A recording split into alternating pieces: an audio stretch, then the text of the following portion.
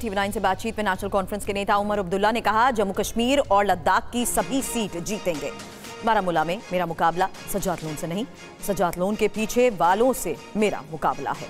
हमें जम्मू कश्मीर में विकास नहीं दिख रहा। जम्मू कश्मीर में जो भी काम हुआ 370 हटने से पहले हुआ। पूरा इंडिया गठबंधन एक साथ चल रहा है। जम्मू कश्मीर के पूर्व मुख्यमंत्री और नेशनल कॉन्फ्रेंस के वाइस प्रेसिडेंट उमर अब्दुल्ला इस समय हमारे साथ मौजूद है।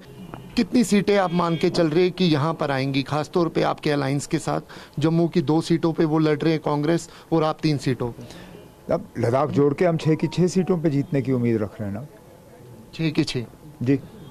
आप सर क्योंकि बारामूला से लड़ रहे हैं, क्या मानते सजात लोन आपके कॉम्पिटिटर हैं? अब मैदान में मुखालिफ तो है, लेकिन मुकाबला मेरा उनसे नहीं है।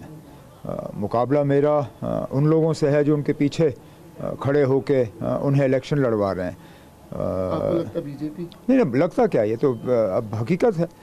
पिछले दिनों जो श्रीनगर में मीटिंग हुई जिसमें तरुण चुग खुद मौके पे मौजूद थे, सीधा सीधा उससे पता चल जाता है कि असली ताकत कौन है और आगे चेहरा किसका रखा हुआ है। तो मेरा मुकाबला चेहरे से नहीं है, मेरा मुकाबला जो है वो असली ताकत से है। और अब तरुण चुग के वहाँ आने से सबको पता चलता है कि असली ताकत कौन है। बीजेपी का कल आपने मैनिफेस्टो देखा होगा, उन्होंने यूसीसी की बात की है, उन्होंने 1 नेशन 1 इलेक्शन की बात की है। वो कह रहे हैं कि किसानों को 6,000 रुपये देंगे, जो सब्सिडी है वो दी जाएगी, उसके साथ साथ आयुष्मान भारत की बात की। किस तरीके से आप इसको देखते हैं? इलेक्शनों में बड़ी बड़ी बातें होती हैं, इससे पहले भी कई सारी बातें हुई जिन पे अभी तक अमल नहीं हुआ। पिछले इलेक्शन में ये कहा गया था कि किसानों की आमदनी जो है उसको दुगनी की जाएगी, नहीं हुआ।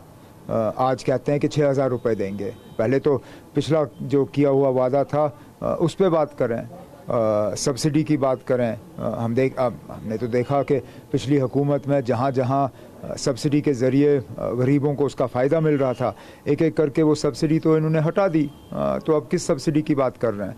बाकी ये जो स्कीमें हैं, पुरानी स्कीमों को नए नाम देके वो नई स्कीम नहीं बनते। यूसीसी की बात हम करें तो ठीक है ना, अगर मुल्क को और ज़्यादा जो है डिवाइड करने का इरादा है, अगर और ज़्यादा मज़हबों के बीच में तनाव पैदा करने का इरादा है तो करिए। देखते हैं लोग कहाँ तक आपके साथ हैं। 1 इलेक्शन 1 नेशन की अगर हम बात करें तो हमने पहले ही कहा था कि जम्मू कश्मीर से शुरुआत करिए। ये एक अच्छा मौका था साबित करने का कि 1 नेशन 1 इलेक्शन में वाकई बीजेपी जो है वो यकीन रखती है और इस पे वादाबंद है। वो जब जम्मू कश्मीर में 1 नेशन 1 इलेक्शन नहीं कर पाए सिक्योरिटी फोर्सेस का बहाना बना के, तो आप कैसे कह सकते हैं ना कि आगे जाके वो 1 नेशन 1 इलेक्शन कराएंगे?